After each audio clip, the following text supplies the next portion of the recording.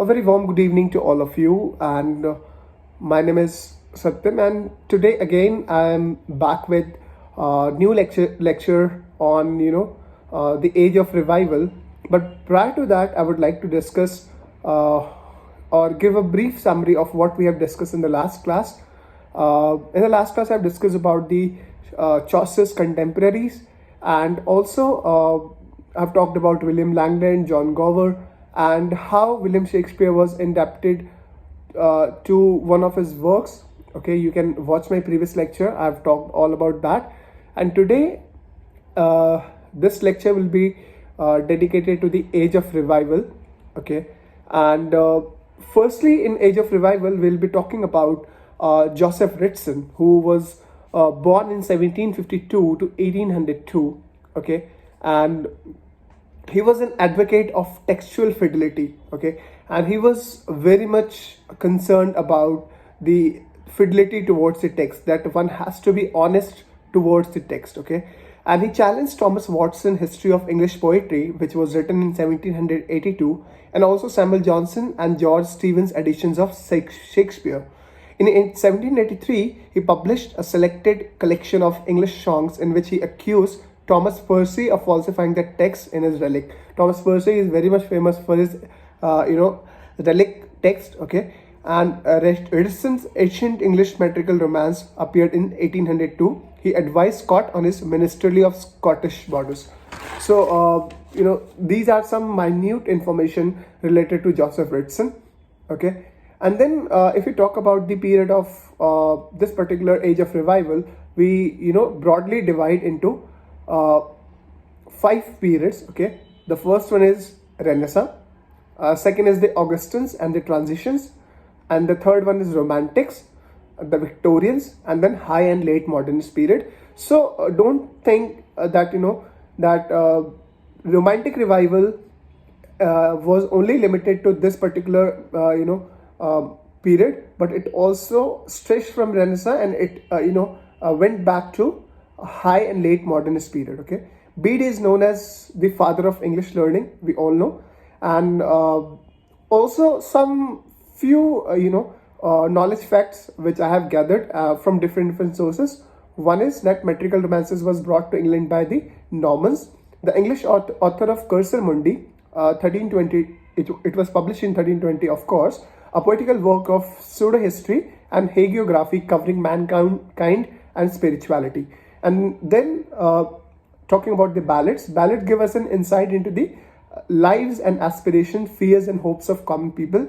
And in one of the lectures, I will try to cover the kind of poetry which are there, like ballad is there, and what is an ode. So there are different kinds of the poetry which I will be definitely covering in one of my video lectures.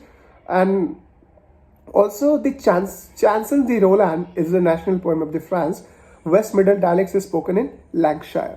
Okay, and now I'll be talking about the poetry in Scotland in the 15th century.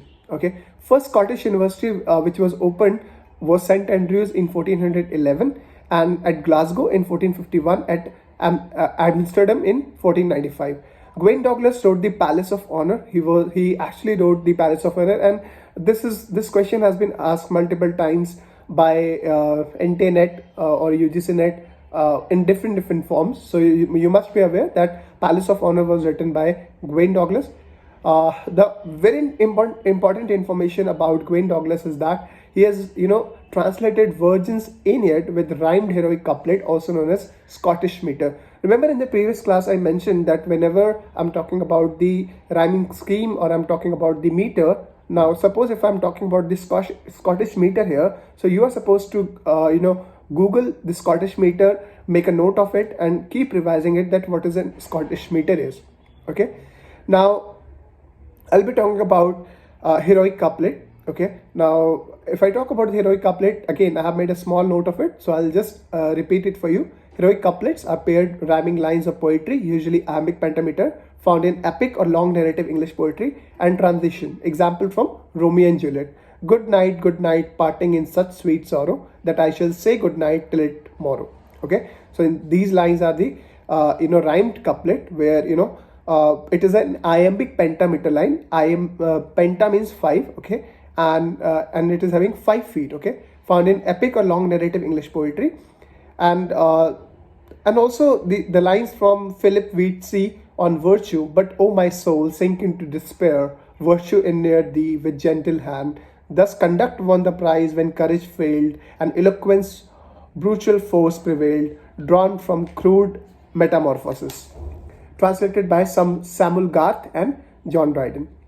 Next, in lieu of this particular period, I'll be talking about Robert Henderson, who was born in 1429 and who actually died in 1508. The Testament of Cresside, its continuation of Chaucer's Troilus and Cressida. This is again a very, very important and remarkable work by Robert Henderson, and it is a continuation of Troilus and Cressida. And for knowing the backstory of Troilus and Cressida, you must go back and you should Google about Troilus and Cressida, because that story of Troilus and Cressida has been exploited by so many writers as well as the poets. Okay, and then he belonged to the Scottish Chaucerian group, which is again, when it comes to the literary movement, Scottish Chaucerian were one of the important, remarkable literary movement which occurred. Okay.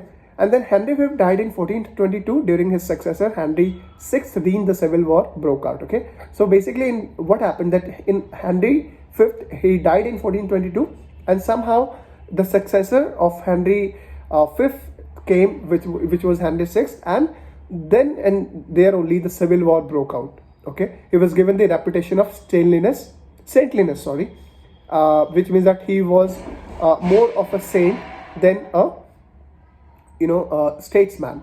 The War of Roses, which erupted into the armed conflict in the Battle of St. Albans in May 1455, take their name from the fabled adoption of red rose as an emblem by the Lancastrian faction, of white by the Yorkist.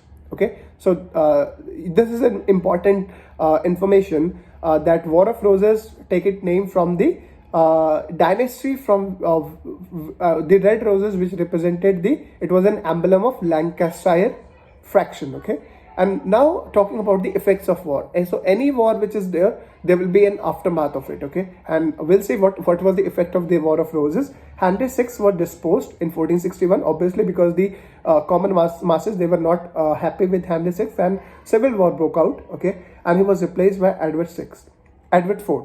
Okay, and then Henry VI was murdered in 1471. So these stories of a king being murdered by another person to get into the succession or to become king was very, very normal thing.